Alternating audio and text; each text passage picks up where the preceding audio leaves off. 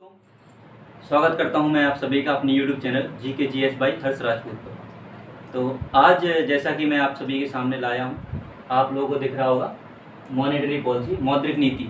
आज हम लोग RBI की मौद्रिक नीति के बारे में समझेंगे। आज मैं आपको अपनी क्षेत्रीय भाषा में समझाऊंगा, आज नहीं हमेशा ही समझाऊंगा, ताकि आप चीज़ों को आसानी से समझ सकें और आपकी चीज़ें दिमाग में फीड हो जाएँ बहुत आसानी से, ताकि जब आप एग्ज़ाम में परीक्षा में बैठें तो आप चीज़ों का सही तरीके से एनालाइज करके उनका उत्तर दे सकें। तो हम लोग शुरू करते हैं आज अपना टॉपिक मॉनेटरी पॉलिसी यानी मौद्रिक नीति के बारे में।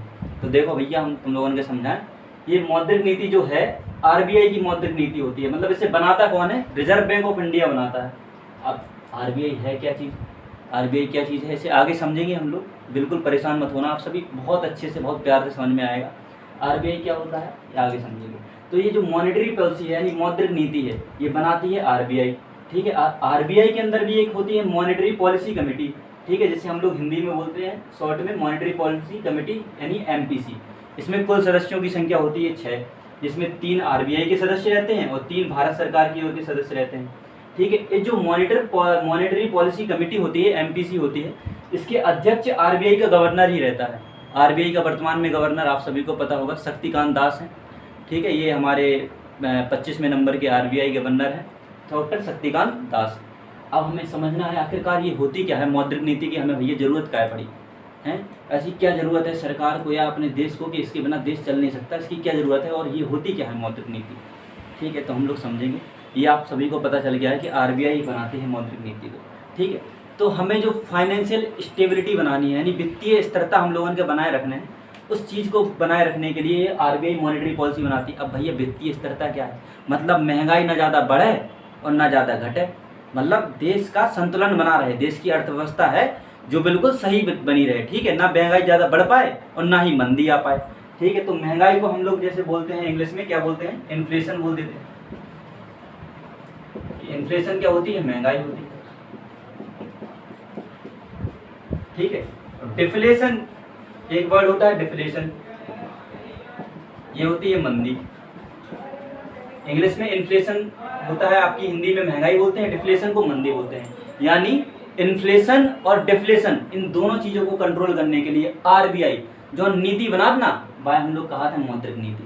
बात समझ में आ रही है? मतलब कि महंगाई ना बढ़ पाए देश में, ठीक है, और ना ही इतनी सस्ती हो जाए अर्थव्यवस्था कि हमारे अन्य देशों के मुकाबले में हमारी जो इकोनॉमी है अर्थव्यवस्था कमज़ोर हो जाए। ठीक है, तो इसके लिए RBI क्या करती है? मौद्रिक नीति तैयार करती है। और हम लोग आगे समझेंगे मौद्रिक नीति में क्या आप लोगों ने सुना होगा, repo rate, reverse repo rate, CRR, SLR। ठीक है, ये सब क्या होता है? MSF, मार्जिनल स्टैंडिंग फैसिलिटी, ये आप लोगों ने सुना होगा, कई लोग जानते भी होंगे। आज मैं आपको बिल्कुल सरल शब्दों में समझाऊंगा ये चीज़ें होती क्या हैं और इनसे क्या प्रभाव पड़ता है हमारी अर्थव्यवस्था पर। ये सारी चीज़ें हम लोग बहुत ही प्यार से समझेंगे। तो शुरू करते हैं।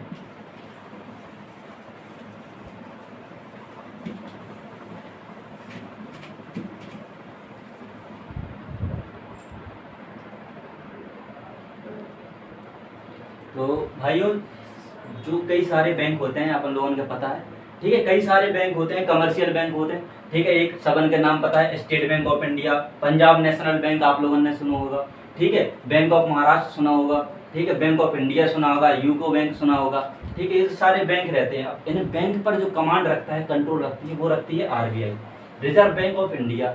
ये है कहाँ? इसका हेडक्वार्टर मुंबई में। ठीक है, इसका हेडक्वार्टर आपको मुंबई में मिलेगा। अब बात आती है तो RBI इन पे कंट्रोल रखती है। कैसे रखती है?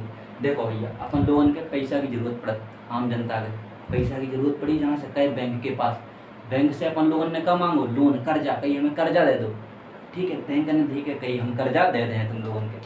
ठीक है, बैंक ने कर्जा देने का वादा कह दिया और बैंक ने आपको कर्जा दे भी देती है।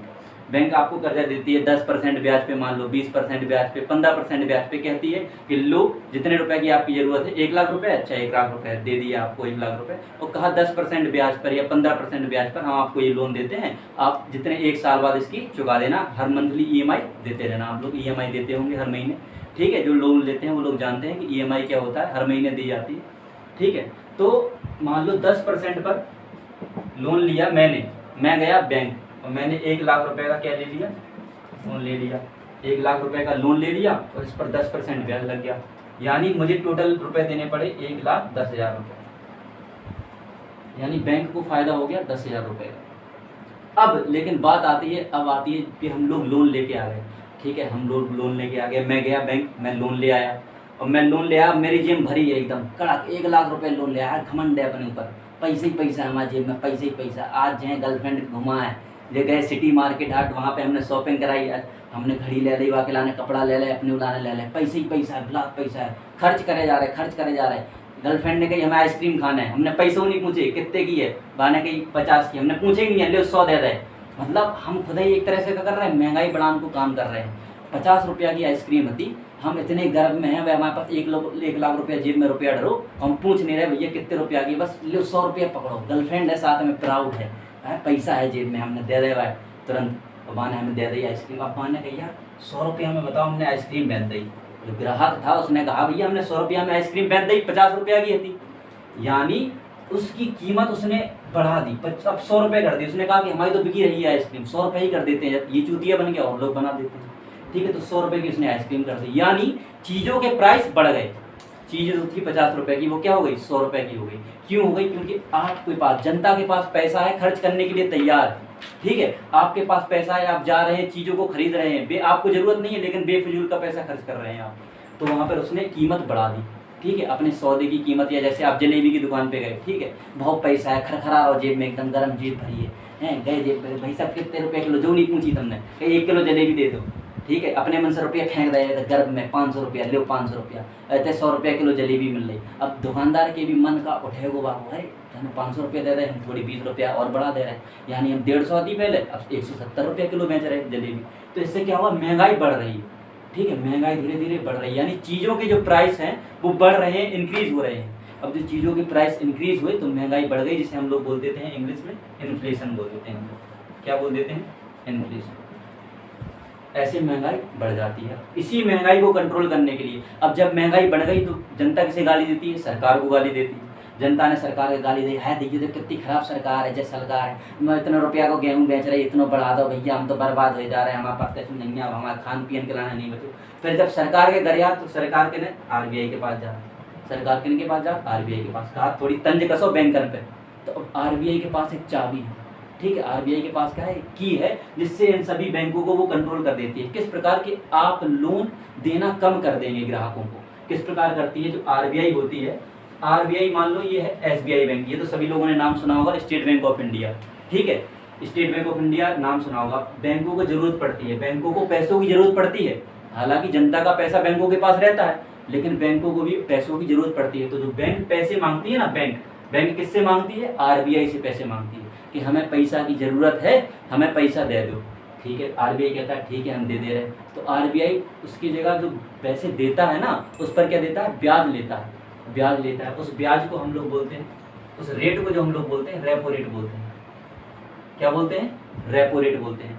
यानी जो RBI है, जो दूसरे बैंकों को जो पैसा दे रहा है, कर्जा दे रहा है, और जिस दर पर वो कर्जा देता है उसे हम क्या बोलते हैं, रेपो रेट बोलते हैं। हिंदी में क्या बोल देंगे, रेपो दर बोल देंगे, ठीक है। तो रेपो रेट पर क्या देता है, कर्जा देता है दूसरे बैंकों को।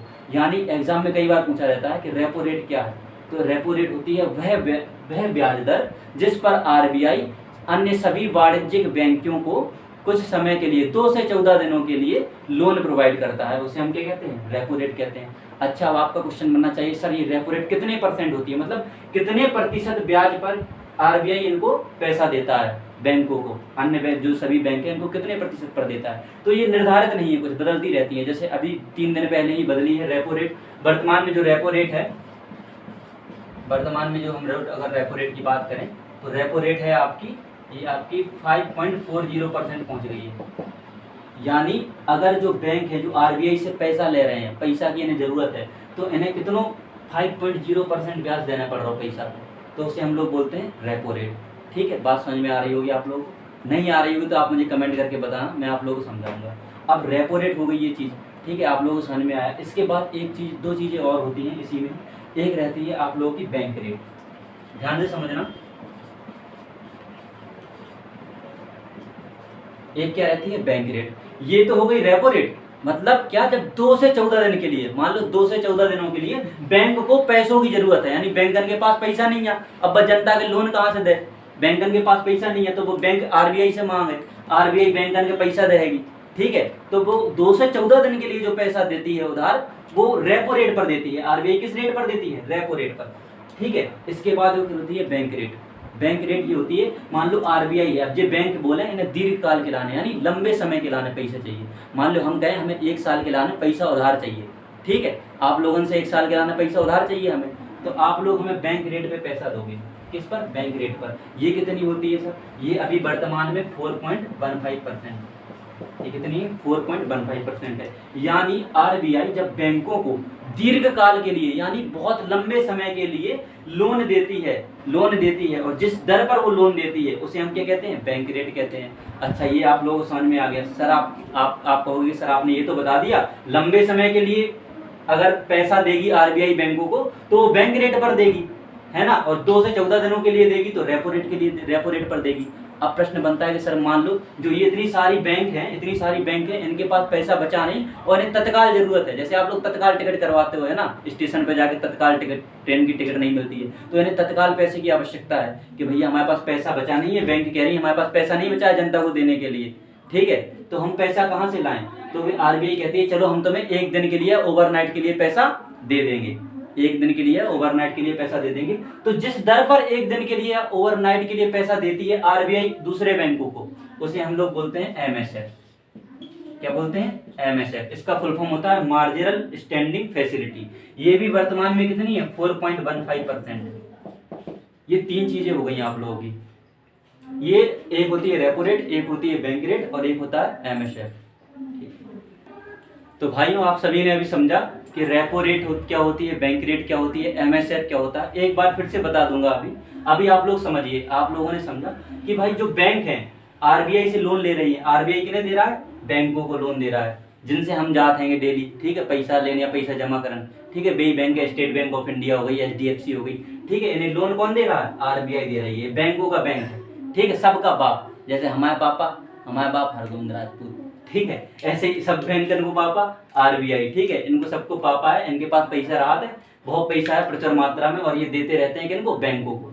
तो ये भी किस पर देते हैं? बैंक के रेट पर देते हैं, एमएसएफ पर देते हैं। ये सारी इनकी दर होती है जिन पर ये अदर बैंकों को लोन देते हैं। अब जो एसबीआई है, मान लो अब इनको दे दिया इन्होंने 5.40% पर ब्याज, ठीक है। आरबीआई ने मान लो 1 लाख रुपए दिया एसबीआई को, 1 लाख रुपए दिया कितने पर? 5.40% रेट पर दिया। अब जो बताओ बैंक है, आप लोग सभी समझदार हो, जब इसने इतने ब्याज दर पे पैसा लिया है तो ये जनता को निश्चित तौर पर अधिक रुपए में देगी, है ना, यानी ब्याज दर अधिक लेगी। तो ये कितना? लगभग 10% पर हम लोग को मिलता है ब्याज। हम लोग, आप लोग भी जाते होंगे जिसने देखा होगा, ठीक है, 10%, 12%, 13%, ऐसे इतने रेट में क्या देती है बैंक? जनता को लोन देती है, कर्जा देती है, कहती है लो 1 लाख रुपया और 13% ब्याज की दर से 1 साल में लौटा देना आप हमें, ठीक है। तो ये चीजें आप लोगों को समझ में आ रही होंगी, ठीक है। तो जनता के लिए लोन बढ़ा देती है बैंकें, ठीक है। तो ये 3 चीजें हुई, आप लोगों को समझ में आया होगा। मैं स्टार्टिंग से लिखूंगा। सबसे पहले एक होता है एमएसएफ, इसको हम लोग बोलते हैं इंग्लिश में, फुल फॉर्म इसका होता है मार्जिनल स्टैंडिंग फैसिलिटी,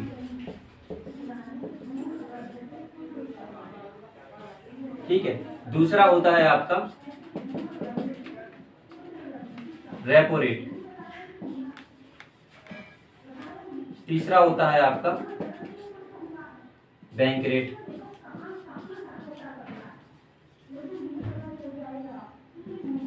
ठीक है। अब इन तीनों को आप लोग समझेंगे एक बार फिर से। जो एमएसएफ होता है, मतलब आरबीआई ही अभी सभी बैंकों को लोन दे रही है, पहले ये समझना है। आरबीआई जो है सभी बैंकों को क्या दे रही है? लोन दे रही है। फिर बैंक बाद में जनता को देती है, आप सभी को पता है, जनता को बाद में देती है, पहले इनको मिल जाता है बैंकों को लोन। तो बैंक अगर लोन ले रही है, तो अगर 1 दिन के लिए लोन ले रही है, क्वेश्चन बहुत ज्यादा पूछा जाता है, क्वेश्चन पूछा जाता है कि वह ब्याज दर जिस पर सभी वाणिज्यिक बैंक, सभी कमर्शियल बैंक 1 दिन के लिए आरबीआई से पैसे उधार लेती हैं, उस दर को किस नाम से जाना जाता है? उसे क्या नाम से जाना जाता है? MSF, marginal standing facility. कई बार एग्जाम में पूछा जाता है, ठीक है। इसके बाद होता है रेपो रेट, ये कितना होता है? 2 से 14 दिन के लिए, 2 से 14 दिन के लिए। इसका क्वेश्चन इस प्रकार से बनता है कि वह ब्याज दर जिस पर आरबीआई अन्य बैंकों को 2 से 14 दिन के लिए पैसे उधार देती है, उसे क्या कहते हैं हम लोग? रेपो रेट कहते हैं। अब बैंक रेट आता है, बैंक रेट होता है दीर्घकाल के लिए, दीर्घकाल यानी लॉन्ग टर्म के लिए, दीर्घकाल यानी लॉन्ग टर्म। समझ लेना, राइटिंग थोड़ी भद्दी है मेरी भाइयों, ठीक है। मतलब दीर्घकाल के लिए लोन दे रहा है, अधिक समय के लिए लोन दे रहा है, बैंक रेट उसे बोलते हैं हम लोग, ठीक है। यानी आरबीआई जो है रिजर्व बैंक ऑफ इंडिया है, अन्य दूसरे सभी बैंकों को दीर्घकाल यानी लॉन्ग टर्म के लिए जो आपको लोन देता है वो बैंक रेट कहलाती है, मतलब बैंकों को लोन देता है। इसके बाद बैंक जनता को देती है, ठीक है। तो ये सारी चीजें आप लोग समझ चुके होंगे। अच्छा, अभी आप लोगों ने सभी ने समझा कि आरबीआई लोन देती है, ठीक है, सभी बैंकों को। अब एक प्रश्न बनता है कि बैंक भी आरबीआई को लोन दे सकती है?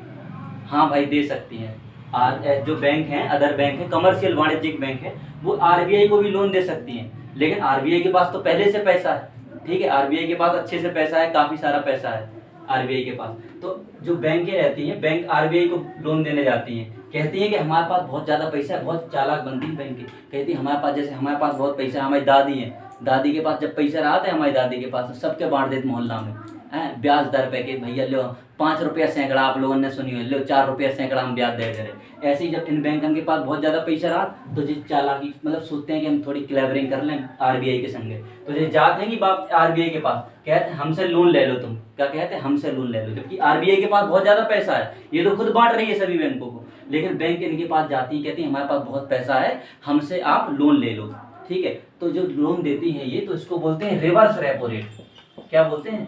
Reverse repo rate. आप लोगों को बात समझ में आएगी एक बार फिर से। और ये क्या थी? रेपो रेट थी।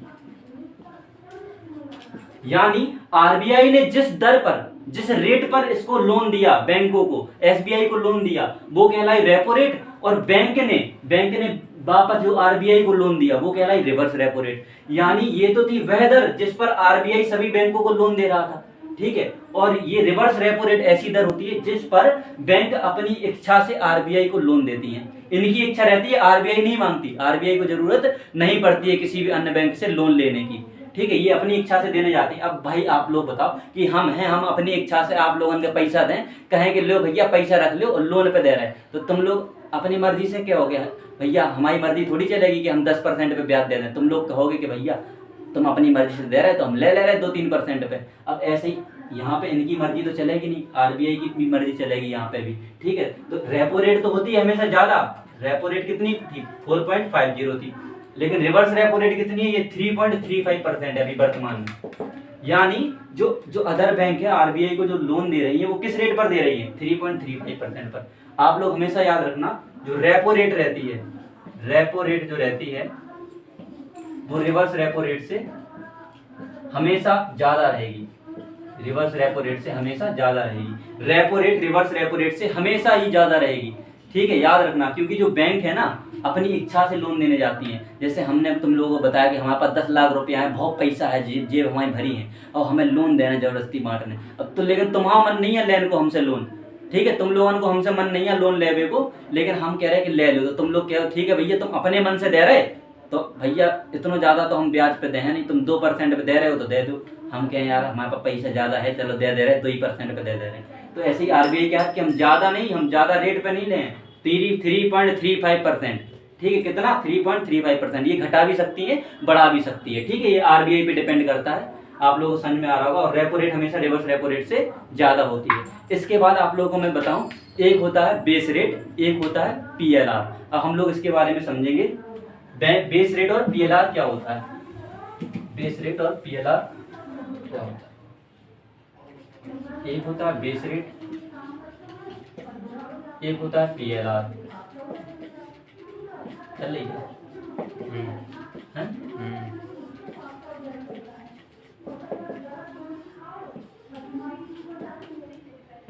थोड़ी राइटिंग गड़बड़ है भाई, समझना, ठीक है। एक रहती है बेस रेट, एक रहती है प्राइमरी लैंडिंग रेट।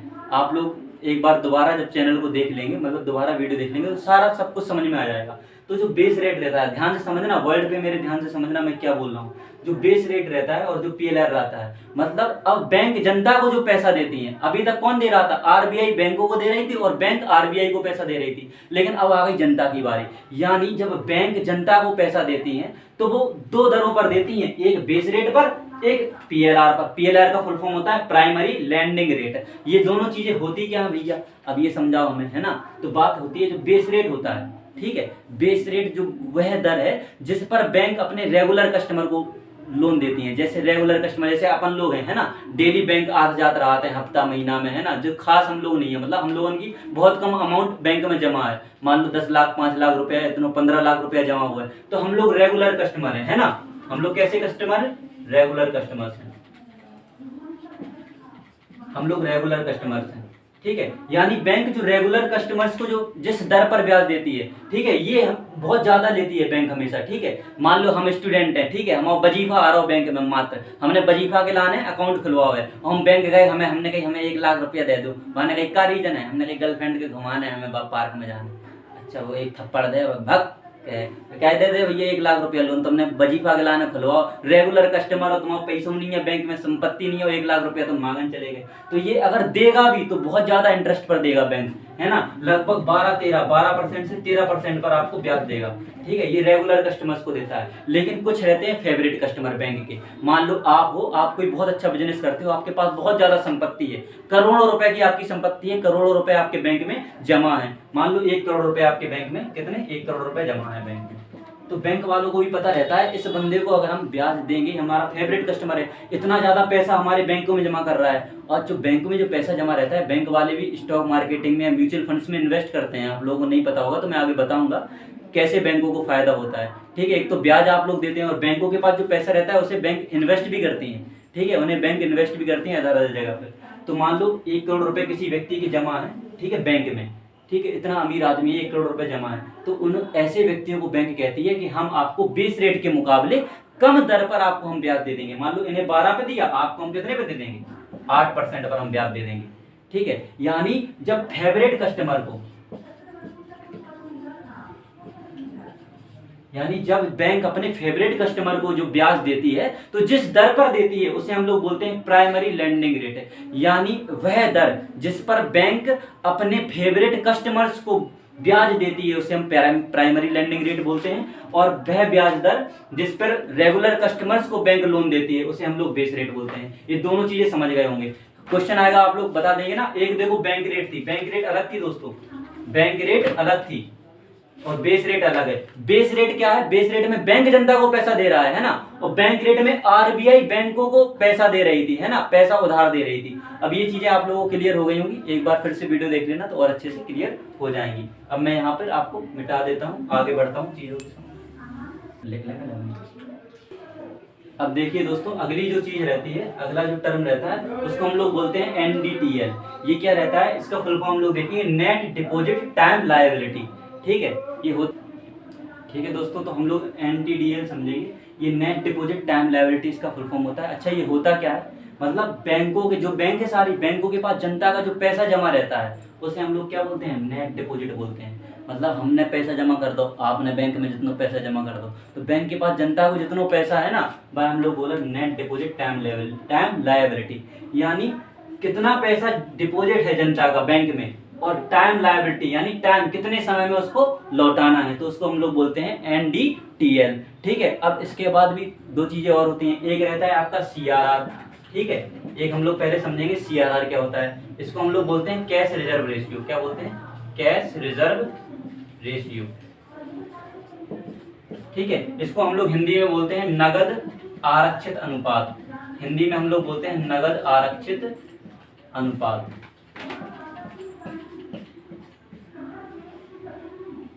ठीक है। इसको बोलते हैं नगद आरक्षित अनुपात। अब अच्छा भैया, ये सीआरआर चीज क्या है, ठीक है। तो भाई ये बैंक जो होती हैं, बैंक बहुत चालाक होती हैं, ठीक है। बैंक की महंगाई को बढ़ा देती हैं और बैंक की महंगाई को घटा देती हैं। कैसे, वो आप लोगों को अंत में भी समझ में आ जाएगा, और शुरुआत में भी मैंने समझा दिया था। मैंने आपको बताया था कि अगर आपके पास ज़्यादा पैसे हैं, आपकी जेब गर्म है, ठीक है, नहीं पापा एक महीना की शुरुआत में पैसा दे दे, तो आप लोग उड़ा हो पैसा गए, है ना। और जब पैसा के उड़ा हो, पैसा पहुंचे, तो महंगाई कैसे बढ़ेगी, मतलब दुकानदार खुद अपने चीज़ों के प्राइस क्या कर देता है, अप कर देता है, ठीक है। आप लोग चीज़ें खरीद रहे हो, उसकी चीज़ें बिक रही हैं, उसे लग रहा है कि भैया देखो पानी पूरी की दुकान पे जाते तुम लोग, बतासा पानी की बतासा पिया था, ठीक है। हमारे तो बहुत लोग पानी की बतासा पिया थे, तो पानी की बतासा बहुत डिमांड है हो रही में, तो बाकी क्या है, प्राइस बढ़ जा रहा है और बतासा कम हो जा रहा है, ठीक है। पहले 10 रुपये के 8 पिए थे, फिर 7 हो गए, 6 हो गए, या 5 ही पे बात, और बाकी संग पपड़ियों नहीं देते वो, ठीक है। तो यानी डिमांड ज़्यादा है पानी के बतासन की, तो बाकी प्राइस बढ़ रहा है और चीज़ कम हो जा रही।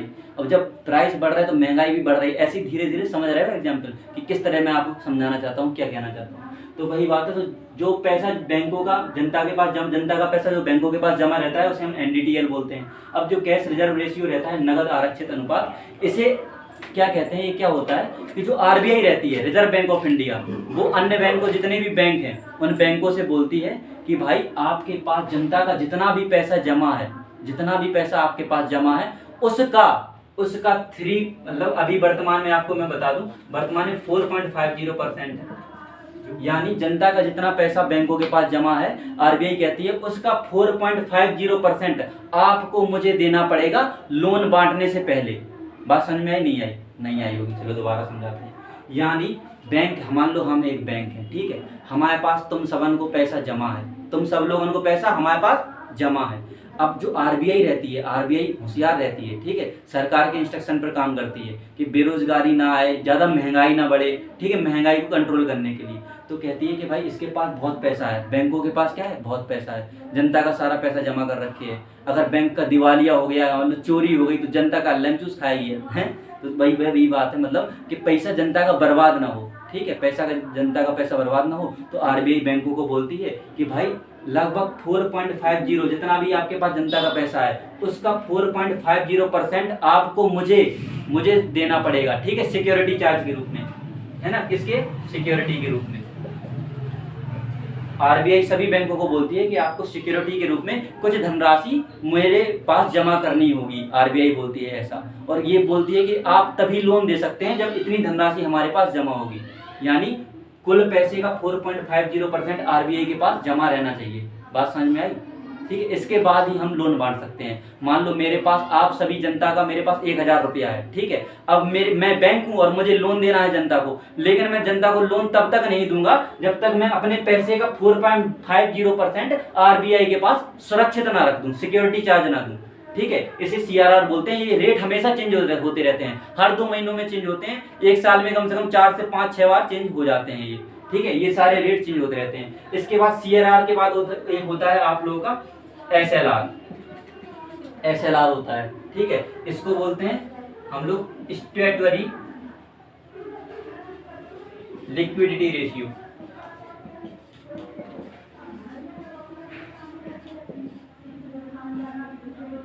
ठीक है, ये अगला टर्म जो होता है SLR, इसे हम लोग ध्यान से समझेंगे, ठीक है।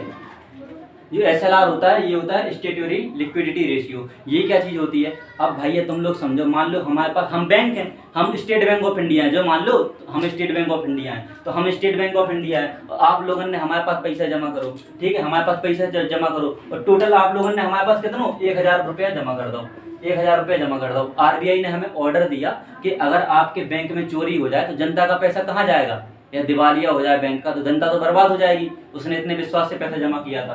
तो लगभग 4.50% ये जमा कर देती है, किसके पास, RBI के पास बैंक जमा कर देती है सिक्योरिटी के रूप में, ठीक है। तब भी मान लो 100% था मेरे पास पैसा, 100% था, मैंने 4% RBI को जमा कर दिया, तब भी मेरे पास 96% रहा पैसा। यानी मैं बैंक हूँ और बैंक के पास अभी भी पैसा है, बैंक कहेगी हम तो अभी भी लोन देंगे जनता को। और जब जनता के पास लोन ज़्यादा पैसा पहुंचेगा, लिक्विडिटी बोलते हैं, ठीक है, जो कैश रहता है ना, कैश को बैंक की भाषा में क्या बोलते हैं, लिक्विडिटी, यानी तरलता बोलते हैं, ठीक है। जब आपके जेब में तरलता रहेगी तो बहुत उचकते हैं हम लोग, है ना, नए नए गिफ्ट खरीद के देते हैं भैया, जब तक पैसा रहेगा, है, खाएंगे पिएंगे, पिज्जा ऑर्डर करेंगे, महंगाई बढ़ी जाएगी, ठीक है, पैसा फालतू का खर्च कर रहे हैं, डिमांड बढ़ जाएगी, डिमांड बढ़ेगी, सप्लाई बढ़ेगी, महंगाई भी बढ़ जाएगी चीज़ों की, और हमारे पास पैसा भी खत्म हो जाएगा, महंगाई चीज़ों की बढ़ती रहेगी। तो उसी महंगाई को कंट्रोल करने के लिए और फिर RBI एक और चाबी रखती है अपने पास, उसे बोलते हैं SLR, उसको इंग्लिश में बोलते हैं स्टैट्यूटरी लिक्विडिटी रेशियो। ये चीज़ क्या होती है, कहती है कि आपके पास जनता का जितना भी पैसा है, यानी NTDL जितना भी है, नेट डिपॉजिट जितना भी है, NDTL जितना भी आपके पास जनता का NDTL है, बैंकों से कहती है कि जितना भी आपके पास जनता का पैसा है उसमें से 18% आप अपने पास सुरक्षित रखेंगी। मतलब RBI निर्देश देती है बैंकों को कि बैंक सभी सभी बैंकों को मैं आदेश देता हूं कि जितना भी जनता का पैसा आपके पास है उसे उसका 18% आप लोग अपने पास सुरक्षित रखेंगे और उसको नगदी के रूप में, सोना के रूप में या प्रतिभूति के रूप में आप लोग सुरक्षित रखेंगे। अच्छा, ये प्रतिभूति मैंने नाम लिया है, ये आप लोगों को समझाऊंगा आगे क्या होता है प्रतिभूति, सिक्योरिटी क्या होती है आप लोगों को समझाऊंगा। तो ये कितनी है वर्तमान में, एसएलआर वर्तमान में 18% है, ठीक है। यानी ये जो कैश रिजर्व रेशियो था ये तो आरबीआई को देना पड़ रहा था, मतलब जो बैंक थी आरबीआई के पास पैसा जमा कर रही थी, कितना 4.50% ब्याज दर पर, है ना। और जो एसएलआर होता है, एसएलआर स्टैट्यूटरी लिक्विडिटी रेशियो, इसमें आरबीआई ऑर्डर देता है बैंकों को। आरबीआई किसको ऑर्डर देता है? बैंकों को देता है। कहता है कि जितना भी जनता का पैसा है तुम उसमें से 18% अपने आप पर क्या रखो, सेफ रखो, उसको सुरक्षित रख लो। या तो वो सोना के रूप में होना चाहिए या नगदी के रूप में, कैश के रूप में मतलब, या फिर प्रतिभूति के रूप में। ये आपका होता है एसएलआर। ये सब चीज़ें आपको समझ में आ गई होंगी, ठीक है। तो आप लोग सभी समझ गए होंगे आरबीआई की मॉनेटरी पॉलिसी क्या थी। आपने ये सारी चीज़ें पढ़ी, एमएसएफ पढ़ा, रेपो रेट पढ़ा, बैंक रेट पढ़ा, सीआरआर पढ़ा, एसएलआर पढ़ा। एक बार फिर से बता देता हूँ, जो आरबीआई रहती है, आरबीआई बैंकन के जितनी भी बैंक है, state bank of India, HDFC bank, फलाना बैंक, ढिकाना बैंक, जितनी भी बैंक है, उन सब बैंकन के जो पैसा देती है ना, और जौन दर पे दे, जौन रेट पे दे, बाय हम लोग इन सब नामों से पुकार रहे हैं, MSF, repo rate, bank rate. एक बार फिर से, एमएसएफ क्या होता है, मतलब अगर एक दिन के लिए बैंकों को पैसे की जरूरत है और बैंक आरबीआई से उधार ले रही है एक दिन के लिए, ठीक है, मात्र एक दिन या ओवरनाइट के लिए पैसा ले रही है, तो उसे हम लोग एमएसएफ कहते हैं। उस दर को क्या कहते हैं? MSF, marginal standing facility. अब मान लो कि भाई 2 से 14 दिन के लिए, यानी 2 हफ्तों के लिए लगभग बैंकों को लोन चाहिए है। 2 हफ्तों के लिए बैंकों को पैसे की जरूरत है। बैंकों के पास भी पैसे की कमी पड़ जाती है, बताया था शुरुआत में। तो बैंकों को आरबीआई से क्या चाहिए? पैसा चाहिए। तो आरबीआई लोन दे रही है बैंकों को, तो 2 से 14 दिन के नहीं 2 हफ्तों के लिए चाहिए, तो उसको रेपो रेट बोलते हैं हम लोग, ठीक है, रेपो रेट। इसके बाद आती है बैंक रेट। बैंक रेट क्या होता है? मतलब लॉन्ग टर्म के लिए। मान लो हम बैंक हैं और हमें बहुत लंबे समय के लिए पैसा उधार चाहिए आरबीआई से, ठीक है, पैसा उधार चाहिए, तो जो आरबीआई जिस दर पर देगी उसे क्या बोलते हैं? बैंक रेट कहते हैं। अब क्वेश्चन बनता है कि सर ये बताओ, इन तीनों में से सबसे ज्यादा किस दर पर बैंक लोन लेती है? तो रेपो रेट पर। किस पर? रेपो रेट पर सबसे ज्यादा आरबीआई लोन देती है बैंकों को, रेपो रेट पर देती है। इसके बाद सीआरआर आप लोगों ने समझा, एसएलआर समझा। मान लो बैंकों के पास जनता का जितना भी पैसा जमा रहता है, बैंक जितना भी पैसा बैंकों के पास जनता का जमा है, ठीक है, तो आरबीआई ऑर्डर देती है बैंकों को, कहती है कि हम सीआरआर के रूप में, मतलब जो सीआरआर होता है उसके रूप में 4.50% रुपए जितना भी है आपके पास टोटल रुपए, तो उसका 4.50 रुपए हम अपने पास सुरक्षित रख लेंगे। इसलिए रख लेंगे क्योंकि अगर बैंक में चोरी हो गई या दिवालिया पड़ गया तो जनता का पैसा हमारे पास सुरक्षित रहे, ताकि थोड़ा बहुत पैसा हम जनता को बांट सकें। ऐसे ही एसएलआर रहता है। एसएलआर क्या रहता है? एसएलआर में आरबीआई खुद पैसा नहीं मांगती है, आरबीआई ऑर्डर देती है कि आप अपने पास खुद पैसा सुरक्षित रखोगे, ठीक है। आपके पास जितना भी पैसा है जनता का, उसमें से आप 18%, लगभग 18% पैसा नगदी के रूप में या सोना, गोल्ड के रूप में अपने पास सुरक्षित रखोगे, ठीक है। ऐसा भी बैंक का दिवालिया होने से बचाने के लिए किया जाता है कि जनता का पैसा ना मरे, और अगर बैंक दिवालिया हो जाता है या बैंक बर्बाद हो जाता है तो जनता को थोड़ा बहुत पैसा समय पर मिल जाए, ताकि उनका खर्चा, जीवन यापन चलता रहे। ये सारी आप लोग चीजें समझ चुके हैं। अब अगर बात आती है, सर आपको क्वेश्चन बनना चाहिए, मान लो इन सभी चीजों को आरबीआई इंक्रीज कर दे, यानी आरबीआई अपनी मौद्रिक नीति को बढ़ा दे, तो क्या प्रभाव पड़ेगा? मान लो आरबीआई इन सभी चीजों को बढ़ा देती है, रेपो रेट को बढ़ा देती है, एमएसएफ को बढ़ा देती है, बैंक रेट को बढ़ा देती है, सीआरआर को बढ़ा देती है, एसएलआर को बढ़ा देती है। आरबीआई इन सभी चीजों को बढ़ा देती है, ठीक है। जब आरबीआई ने ब्याज दर बढ़ा दी, ठीक है, ब्याज दर बढ़ा दी, मान लो अब बैंकों को जो लोन मिल रहा था, पहले 2% पे बैंकों को लोन मिल रहा था, अब वही बैंकों को लोन 4% यानी 5% पर मिल रहा है। अब जब बैंकों को खुद ही 5% पर लोन मिल रहा है, तो बैंक हमें कैसे 6-7% पे दे दें? बैंकरों को फायदा चाहिए, तो बैंक कितने पे दें? हमें 10% पे ब्याज दें, 12% पे ब्याज दें। और जब तुम लोग दिमाग लगाइए सब लोग, जब बैंक 12% और 10% या 13% पे हम लोगों को ब्याज देगी, इतने कम पे भी नहीं देंगी। अभी बैंकों को बहुत जर ब्याज दर बढ़ा दी है, बैंकों ने बेस रेट अपना बढ़ा दिया है, मैं बता दूं आपको 13% 12% कर दिया है। तो जब इतना महंगा आप लोगों को लोन देंगी, यानी इंटरेस्ट रेट क्या हो जाएगी? इंक्रीज हो जाएगी आपकी,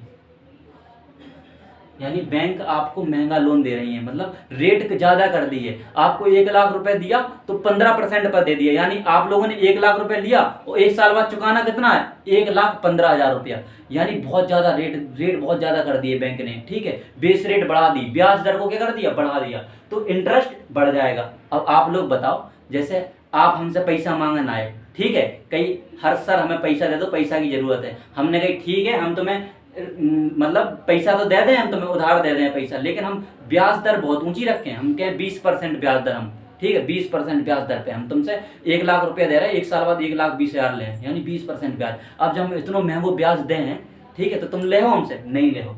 यानी जो लोन है, आदमी लोन लेना क्या कर देंगे, कम कर देंगे, आदमी लोन लेना क्या कर देंगे, कम कर देंगे, क्योंकि इंटरेस्ट बहुत बढ़ा हुआ है। और जब बैंक इंटरेस्ट बढ़ा के रखेंगी तो कोई लोन लेगा नहीं ज़्यादा, यानी लोन लोग कम लेंगे, और जब लोन कम लेंगे तो लोगों के पास कैश यानी तरलता कम पहुंचेगी, फिर गर्लफ्रेंड के कम वहाँ पे है ना, बात सही, यानी तरलता कम आएगी, ठीक है, लोगों के पास कैश कम पहुंचेगा, क्योंकि लोन नहीं दे रही है अभी बैंक, दे तो रही है लेकिन इतना महंगा दे रही है कि आप खुद लेने में कतराओगे। 15% ब्याज दर, 20% ब्याज दर, तो आप लोग लोगे नहीं। इसके बाद जब आप लोग पैसा नहीं है, जब आप लोगों के पास पैसा नहीं है तो आप लोग चीज़ें भी कम खरीदोगे, है ना, चीज़ें लिमिटेड खरीदोगे आप लोग, तो उन चीज़ों की क्या होगी, डिमांड कम हो जाएगी। मान लो आपके पास पैसा नहीं है तो आईफोन कहाँ से खरीद लोगे, तो डिमांड कम हो जाएगी। अब जब चीज़ों की डिमांड कम हो गई, नॉर्मल सा एग्जाम्पल लेते हैं, मान लो जलेबी है, ठीक है, आप लोगों को बहुत पसंद है, जलेबी को खा ही नहीं रहो, को नहीं खा रहा, पैसे ही नहीं है, तो बाकी क्या है, 120 रुपये किलो बिक रही थी, अब कितनी हो जाए, 70 रुपये किलो,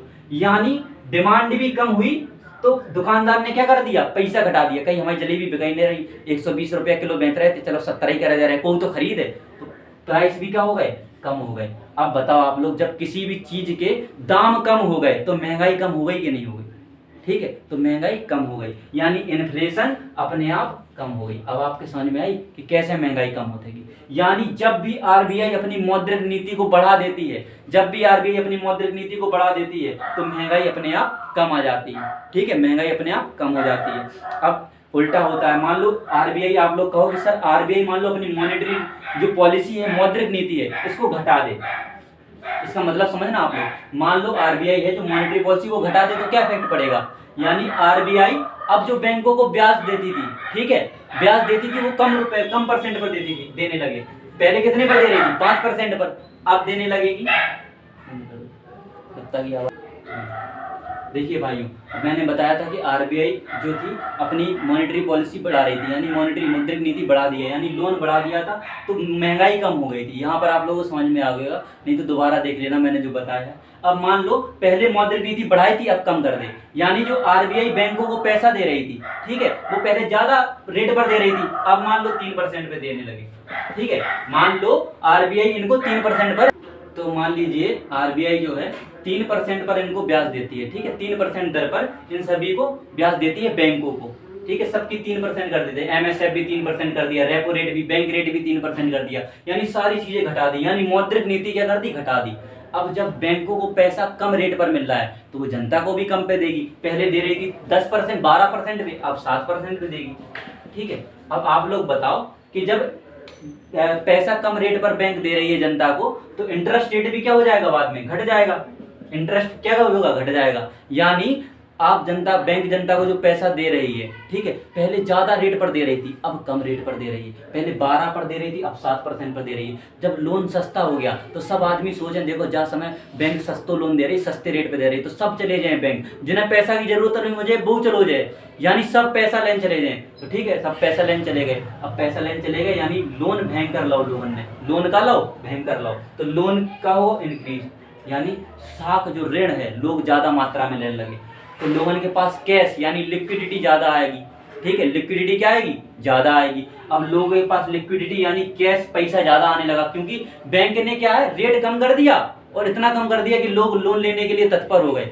ठीक है, जिनको जरूरत नहीं थी वो भी जा रहे हैं लेने लोन, ठीक है, तो उनके पास कैश भी आने लगा। अब जब कैश आएगा भैया, और खासकर नव युवकों में, हम जैसे युवकों में, तो भैया फिर घूमेंगे फिरेंगे, बाइक में चलेंगे, आईफोन लेंगे, तो पैसा भयंकर बर्बाद हम लोग करेंगे, ठीक है। तो पैसा जब आ रहा है तो देखो किसी भी चीज़ की क्या है, डिमांड बढ़ जाएगी, हमारे पास पैसा है, खाने के लिए पीने के लिए पैसा है, आईफोन खरीदने के लिए पैसा है, आईफोन हम जाके खरीद रहे हैं, हमारे पास पैसा है, हमने बैंक से लोन लिया है, तो आईफोन वाले अपनी डिमांड बढ़ा देंगे, यानी डिमांड बढ़ जाएगी, ठीक है, डिमांड बढ़ जाएगी। अब जब डिमांड बढ़ गई यानी आईफोन वालों को भी पता चल गया कि एप्पल का फोन हमारा बिक ही रहा है, बिक रहा है, लोग खरीद रहे हैं, तो वो क्या करेगा, प्राइस इंक्रीज कर देगा, प्राइस इंक्रीज कर देगा, यानी मूल्य बढ़ गए, यानी चीज के मूल्य बढ़ गए। अब जब किसी चीज के मूल्य बढ़ गए तो फिर महंगाई भी बढ़ गई। इस प्रकार से महंगाई बढ़ती है। यानी सरकार कंट्रोल करती है किसके माध्यम से? आरबीआई के माध्यम से। यानी आरबीआई महंगाई को बढ़ा भी सकती है और महंगाई को घटा भी सकती है। यानी आप लोग समझ रहे होंगे कि महंगाई को कंट्रोल करने का काम कौन करता है?